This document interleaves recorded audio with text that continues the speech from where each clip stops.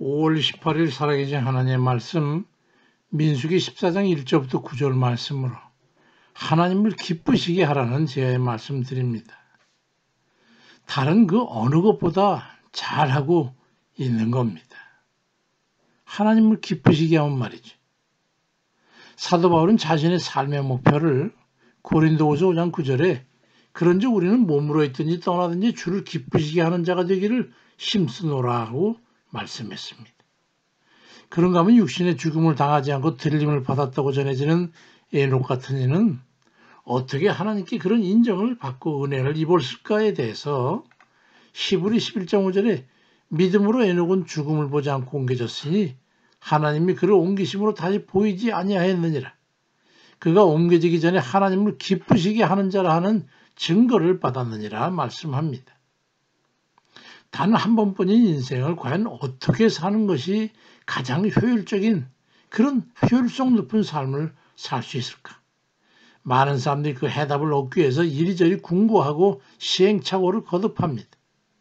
그걸 삶의 결과로 발견한 이들이 증언하는 것을 보면 바로 인생이 하나님을 기쁘시게 하는 것이 최선의 삶을 살게 된다고 하는 겁니다. 오늘 본문의 말씀도 그겁니다. 민수기 14장 8절 9절에 여호와께서 우리를 기뻐하시면 우리를 그 땅으로 인도하여 들이시고 그 땅을 우리에게 주시리라. 이는 과연 젖과 꿀이 흐르는 땅이니라. 다만 여호와를 거역하지는 말라. 또 그 땅 백성을 두려워하지 말라. 그들은 우리의 먹이라. 그들의 보호자는 그들에게서 떠났고 여호와는 우리와 함께 하시느니라. 그러니 그들을 두려워하지 말라고 말씀합니다. 하나님을 기쁘시게 하는 사람들은 그럴 필요가 없다는 말이에요. 우리가 여호와 우리 하나님을 기쁘시게 하는 삶을 살면 우리의 성공적인 삶으로 하나님께서 인도하시고 이루어 주실 겁니다. 다만 우리가 마땅히 할 일은 하나님의 뜻을 거역하지 않는 겁니다. 그리하면 아무것도 두려워할 것이 없습니다. 하나님께서 함께 하실 것이기 때문입니다. 그렇게 말씀하고 있는 거예요. 해답이 나오지 않습니까? 어떻게 살아야 하나? 이거에 대해서 깨달아지지 않습니까? 그런데도 미련한 이들은 그 반대로 가는 게 문제입니다.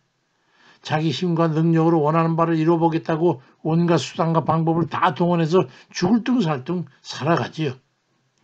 그렇다고 해서 원하는 바를 다 이루고 만족해하는 사람 보셨습니까? 수년 전에 이단 종교 어떤 무슨 교인가 하는 그 교주였던 문모식이라는 자가 죽었잖아요. 그러니까 죽으면서 다 이루었다라고 예수님께서 하신 말씀을 흉내내고 그렇게 죽었다고 그래가지고 다들 웃었던 적이 있었지만 그런 정신 빠진 자 외에는 만족히 이루고 사는 사람은 없는 거예요.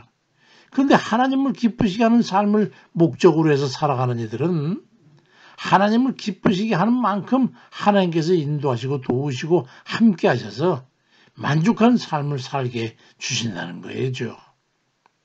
하나님이 기뻐하시는 이들에게는 이사야 52장 13절에 보라 내 종이 형통하리니 받들어 높이 들여서 지극히 존귀하게 되리라고 말씀합니다.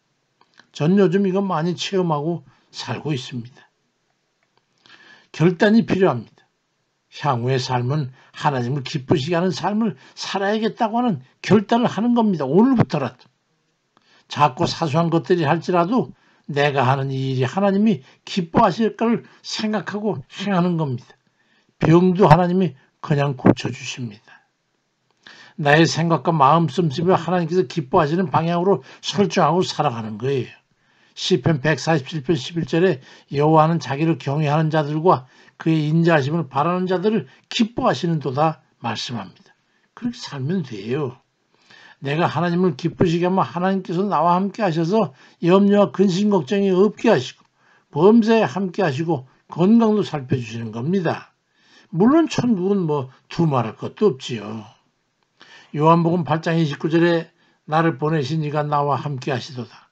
나는 항상 그가 기뻐하시는 일을 행하므로 나를 혼자 두지 아니하셨느니라 말씀합니다. 고통스러우세요? 고독하세요? 뭔가 좀 어렵고 내 힘으로 안 된다고 하세요? 하나님을 기쁘시게 하세요. 헛된 수고들 하지 마세요. 내 뜻과 내 욕심의 충족을 위해서 하나님 뜻을 거역하지 마세요. 그와는 반대로 하나님을 기쁘시게 하기 위해서 애를 써보세요. 애를 쓸수록 나의 언행과 생각과 마음을 하나님께서 기뻐하시는 방향으로 바꿔보세요. 잠언 12장 22절에 진실하게 행하는 자는 그를 기뻐하심을 받느니라 말씀하고 있고, 잠언 11장 20절에는 행위가 온전한 자는 그의 기뻐하심을 받느니라 말씀합니다. 내 수단과 능력으로 뭔가 해보려고 하나님 뜻을 저버리지 말고 모든 것을 하나님께 맡기고 나머진 마음과 뜻을 다해서 하나님을 기쁘시게 하는 그런 삶을 살아가는 그런 정말 복된 이들 다 되시기를 주의 이름으로 간절히 축원드립니다. 아멘입니다.